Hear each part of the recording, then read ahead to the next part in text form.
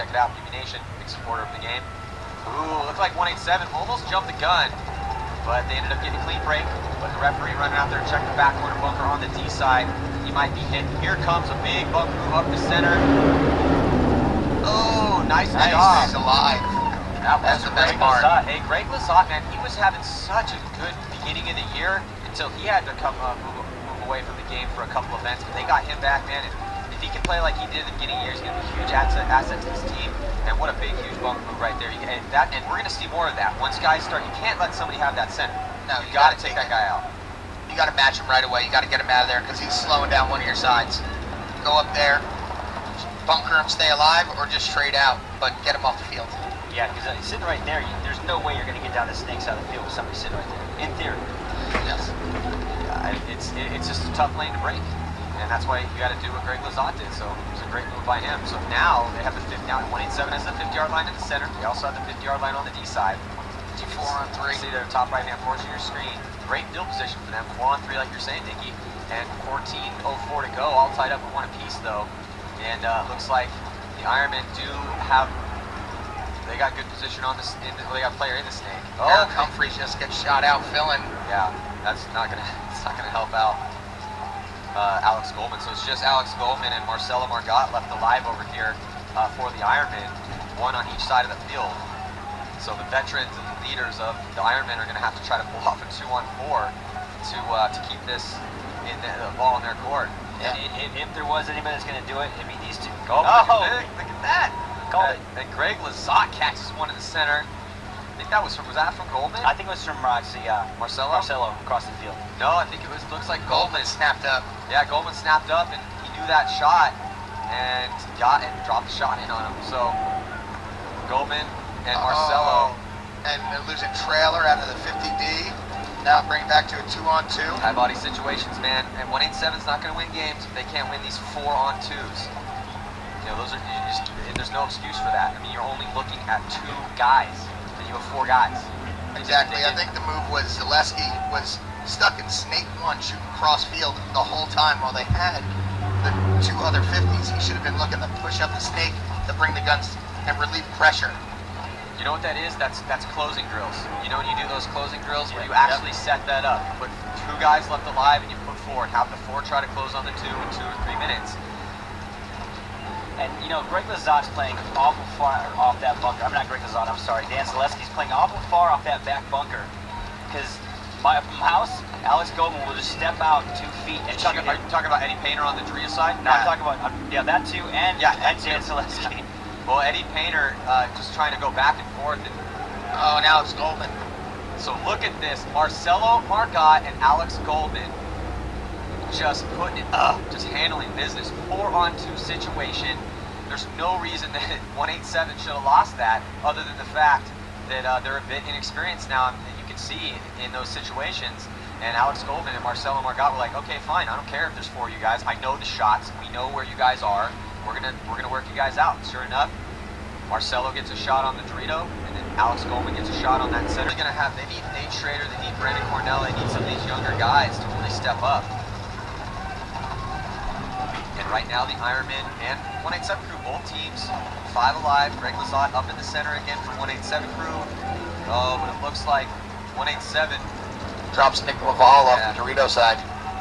So Nick Laval coming off early, Lazat in a great position, and gets a great shot on Marcelo trying to get up there on the snake or Dorito side of the field. And then here comes Mike. Mike's going to have to drop the hammer here on Greg, and he comes around and does, and sacrifices his body to do it. That absolutely needed to happen. So now the center's open. Well, you said that earlier, Nicky. I mean, get up in there, shut him down, because he'd already got 1G. I mean, he just ate Marcelo Margot to pieces. He was looking that way. In that process now, we should have got out here in the snake. The new up-and-comer, Brandon Cornell on the Ironmen. It's a 3 on 3 still. But in the snake right now, here comes 187 crew. You know, Cornell, young guy, still a teenager, but highly touted. The Ironmen really have a lot of faith in this kid, and they think he's a talent that's going to be a big player one of these days. So, you know, that's up to him, though. They can only try to teach him so much. It's up to him to get out here and perform. Just made a great bump into the snake. Let's see what he does with it. Better field position, though, for 187 crew as they're pushing forward now into snake 3, trying to get that crossfield shot on the D side. Almost did it, too. That's Marcelo over there. Oh, He didn't get shot out yet. It was Mike McCormick. Yep. Mike McCormick got shot out early. So Marcelo's still alive. Great move from the rookie right now. Brandon Cornell comes down. Bunker is out. Pike. So now Brandon Cornell just chilling out in Snake 2. 2 players left alive for 187 crew, Max Trailer and Matthew Jarula, who I like what I'm seeing out of Jarula. So Jarula's still alive over here on the Snake side. Trying to get that cross shot on Marcelo right now. Let's see if 187 crew can pull off some low body heroics here. See if Jarula can get it done again. He did it before against Houston Heat. So he's definitely capable of it. Looking at Marcelo Marcotte, Brandon Cornell, the rookie here in the Snake. Marcelo on the D side, and Eric Humphreys in the back right Snake corner. So the game at this point slowed down a little bit. These last players left alive looking for their shots. Time starting to tick off. 9 minutes and 15 seconds to go. Slowly down the D side right here. You can see D side camera number 33. That's Marcelo Marcotte. We were talking about him early. One of the premier players on the Ironman and the league as well. Yeah, he's our Top Gun leader right now. So he was the Top Gun leader heading into World Cup last year, but ended up losing to Alexander Bernikov, who was his teammate at the time on Moscow Red Legion. I still think that's because he was played out of position, but we'll see if he can redeem himself here. Justin Cornell, yeah, nice job. Justin Cornell comes down and trades out. That's Brandon. That works, man. Now it becomes a 2-on-1 with Marcelo and Eric Humphreys left to try to take down Max Trailer.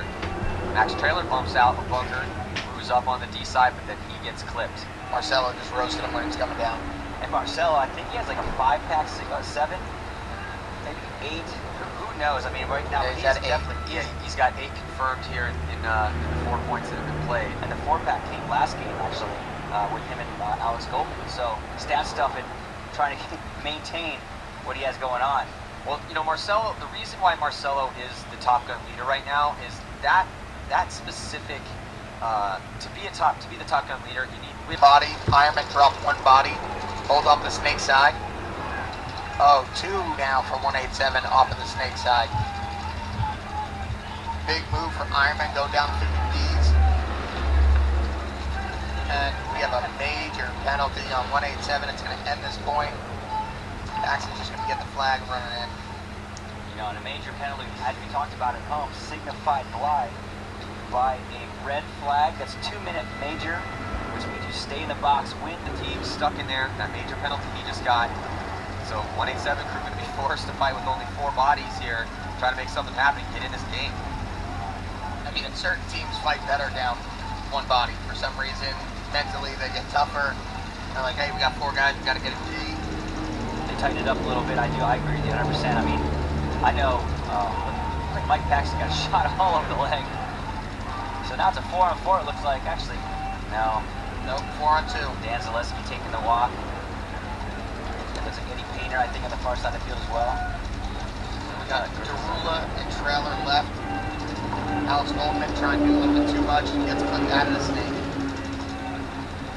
So now this is another low body game, and we're seeing 187 pushing, coming down, and Ironmen are just, you know, complacent, sitting in their bunkers right now, rolling their guns because they have the lead.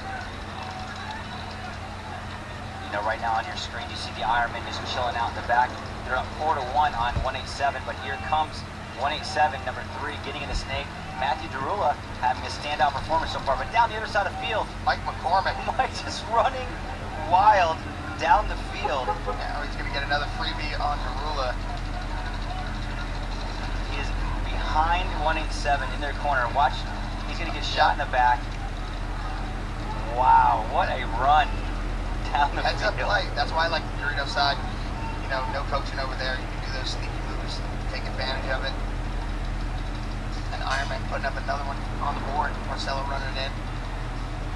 21 seconds still on that Nick Laval penalty before 187 crew gets back to full strength. And Zaleski digging out for 187 crew.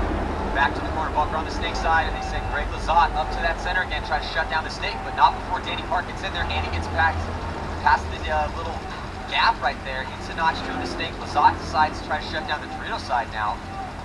I'm a Danny Park fan. I mean, that kid can have some standout games, man. Me too. And he took a little break for a little while, came back, he just swing. What's crazy, he took like a 4-year break.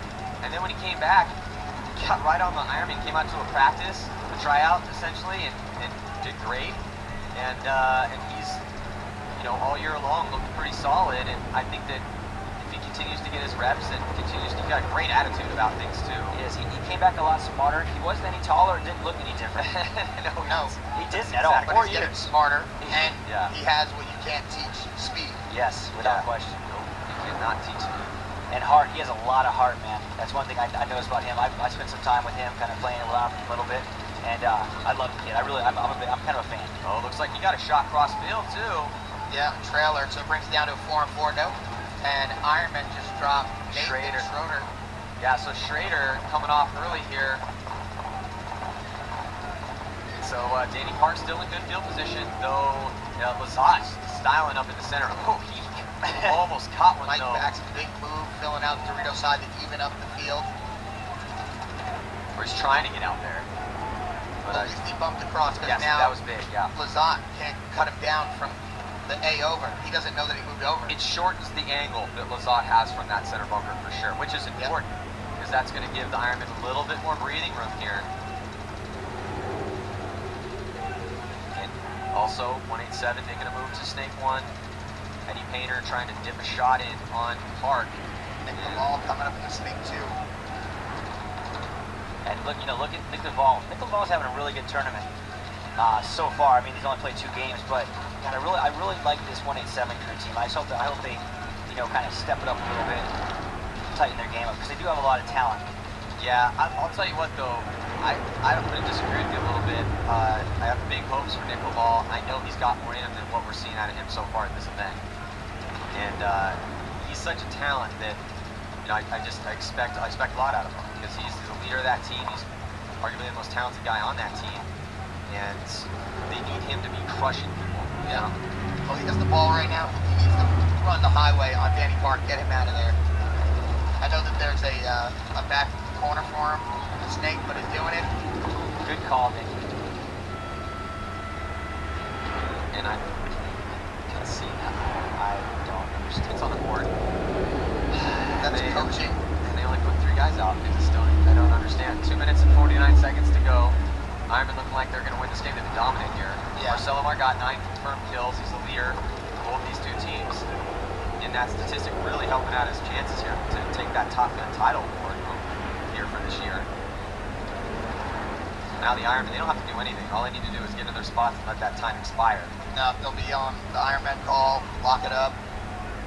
I mean, it would help for the point spread to put another point on the board, but hey, win's a win. Take the W. There's just no way that up to 187 crew is going to be able to put enough points on the board to contend here. So Matthew Derula and Brian Jenkel still out there alive.